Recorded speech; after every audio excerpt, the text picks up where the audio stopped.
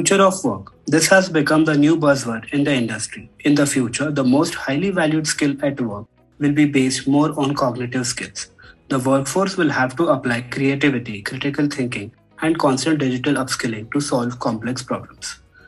The new age digital economy demands new ideas, design, technology, and business models, while the workforce must consistently refresh their digital dexterity to meet the new age needs. Employers need to meet the evolved needs of the workforce.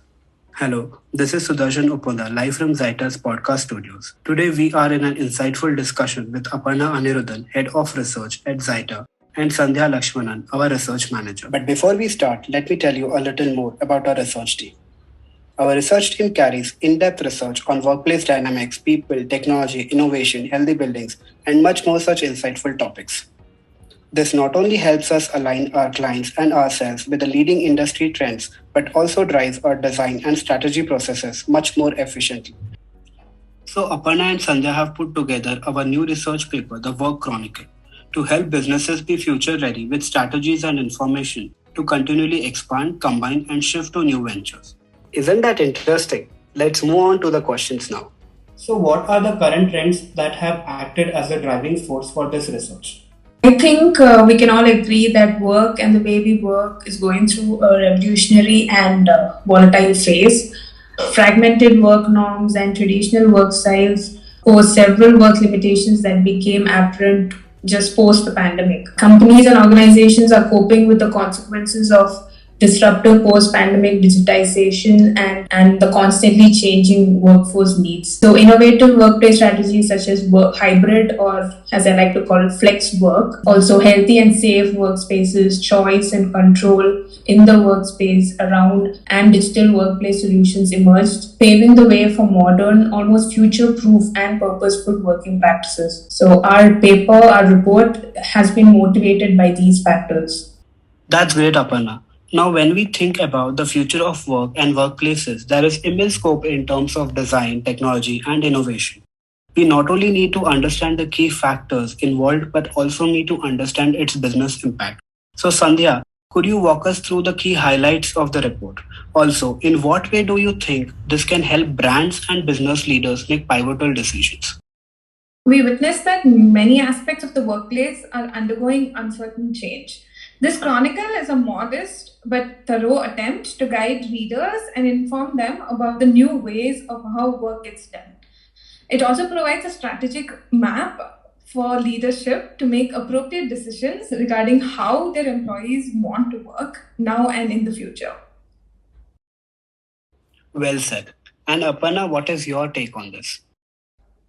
Exploring the graph of how we used to work shows a rather slow and almost insignificant progress in terms of employee choice and experience.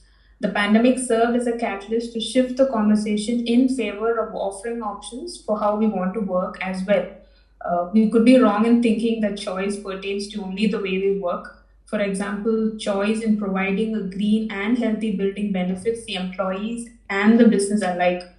I can go so far as to say that the economic benefits of choice are evident in the rekindling of physiological aspects of work as well. Yes, Aparna, I think you are very much right on the economic benefits of choice. And I must also say that with choice comes a lot of access to data. And in today's time, a smallest of data can make a major impact in the way we design, in the way we curate workplace experiences. So, Sandhya, would you like to add something to this? The journey of a workplace experiencing digital transformation, heavily relying on data, the currency of the digital age, is also discussed. This brings us to the metaverse, a boundless world born out of providing an optimal entertainment experience. It is now the connoisseur of why people want to work. It provides the pull of choice and engagement. That's great, Sandhya. Moreover, the report suggests that around 4.4 million Indians quit their jobs in September 2021. The Great Resignation was indeed a pivotal event. So, Aparna, could you elaborate on the factors driving the Great Resignation? The Great Resignation has become a global phenomenon, a visible indicator of the shift from a business-centric to a people-centric paradigm. The common notion is that the COVID-19 pandemic started this trend in early 2021. but the pandemic may have simply ramped up an already existing problem. While the bloomers and the Gen X stay put, the millennials and the Gen Z are leaving. Numerous factors are driving this trend. One of the main ones could be increased focus on safety and well-being that has deterred employees from returning to work. A change of lifestyle is perceived as a momentary shift to a more family-oriented and flexible lifestyle, and also a change of mind. In the case of many women who choose to quit their jobs to prioritize caregiving, is also at the top of that already existing problem. My next question is to you, Sandhya. How and why choice is becoming a vital aspect in the new age workplace? Moreover, how can organizations adopt choice as a workplace strategy? That's a great question, Sudarshan. Understanding the underlying causes of the great resignation shows that people's choice and control over how, when, and where work gets done plays a significant role in their decisions. Brain science also provides supporting evidence showing that we as humans crave certainty and safety by taking control to create conditions that reduce ambiguity. And so, in today's workplace paradigm, choice is fast becoming a valued currency. Leaders must understand that people's well-being, happiness, and mental health plays an important role in achieving results, and hence the strategy involves championing choice. So, what makes an organization an employer of choice is its potential to recruit and keep top talent with favorable organizational culture, leadership styles, and employee engagement. These contributions will increase productivity and profit and also reduce absenteeism. Well said, Sandhya. In fact, I read in one of the titles in the report that choice plus control is equal to a satisfied employee. And I think what you've explained about choice at the workplace is very apt to this saying. Secondly, I remember reading in one of our research papers about sick building syndrome and how health of buildings is extremely pivotal in creating workplace experiences. Thus, drawing parallels to this research, Aparna, can you enlighten us on how does a healthy building reaffirm being an employer of choice? Picking up from where Sandhya talked about choice, in the wake of the pandemic, employers, building owners, designers, developers, and investors worldwide are realizing that office design has a wide range of effects on the health and well being of occupants. Employees, but to sound humane, people are the most valuable resource in most organizations, accounting for 90% of business operating costs. So, even a slight increase in their productivity can significantly impact the company's profit and competitiveness. And you're right about the research on buildings that care, talking about sick building syndrome. Sustainable buildings and green living have been popular for years now, but do they mean the same? Are these terms interchangeable?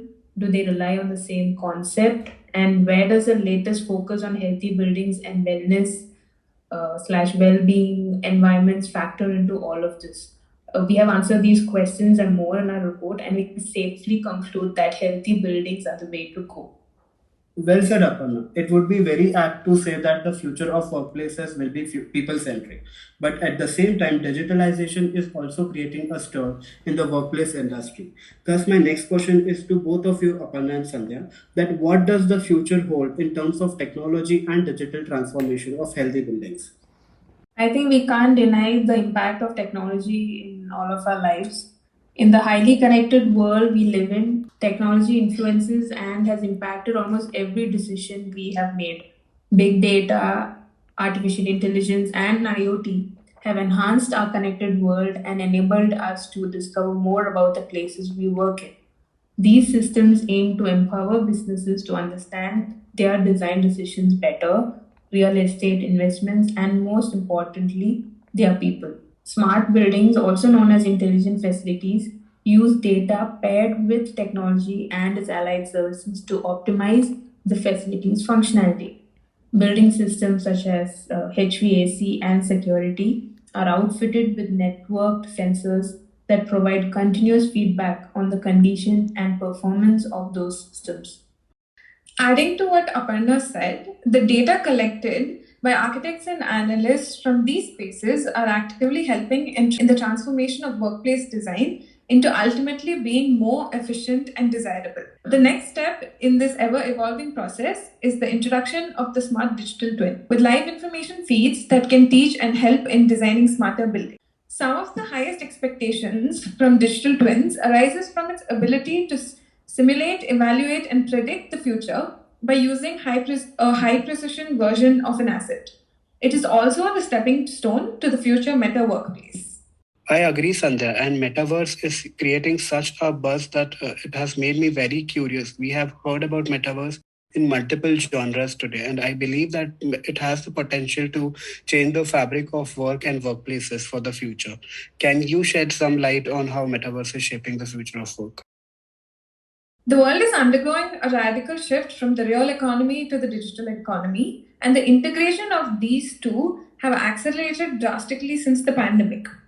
Here's where the metaverse comes into play by acting as a digital twin to our reality and opening up a multitude of possibilities. The metaverse began emerging in everyday life as entertainment, but it took a global pandemic to speed up its embrace by work culture. As the metaverse is gaining widespread popularity, many organizations have started investigating the possibilities of securing their place in the virtual world. Yeah, I agree, Sandhya. It did take a pandemic for metaverse to come into limelight, and embracing it is going to be a challenge. I feel that metaverse is still nascent but has a promising future. What are your thoughts on this, Aparna? I like that, embracing the work culture. While still nascent in many respects, the metaverse has a very promising future with regard to work. The emerging metaverse offers companies an opportunity to reset and transform the balance in hybrid and remote work while promising to deliver new levels of social connection, agility, and collaboration to a virtual work world. The metaverse also has the potential to open new job opportunities with greater flexibility, reimagine training, and upskilling. This, of course, will undoubtedly aid organizations with talent retention. That's insightful. And on that note, Sandhya and Aparna, would you like to share some key takeaways of the report for our listeners? In order to be innovative, we have to do away with long-standing arrangements and assumptions. This is, in essence, the creative destruction theory. To not just survive but thrive, forward-thinking organizations need to reevaluate policies to be more people-centric and technologically advanced. The workplace of today is quite distinctive from what we could have visualized just a few years ago. Some of the takeaways would be that choice does matter. Environments, especially the physical environments, need to be healthy. Smart workplaces need to be the norm, which actually means we do need to meta. I mean, there is a title called To Meta or Not to Meta, but we would strongly recommend that we do meta. There is no turning back from a more humane and technologically advanced future. The only way to keep up is to adapt or become obsolete. Well said, Aparna. In fact, I think meta is the future, and to stay relevant with the current industry evolutions, I think to meta and to adapt to meta is the right way to go ahead. So this has been a pivotal discussion helping us to unravel the nitty-gritties of the future of work, the associated design, and business processes. I would like to thank Aparna and Sandhya once again for taking us through the highlights of the report and helping us understand these concepts deeply.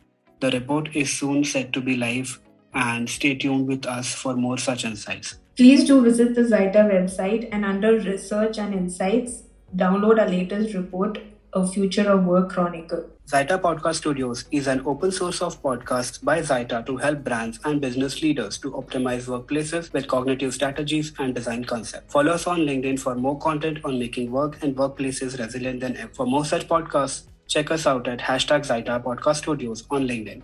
Thanks a lot.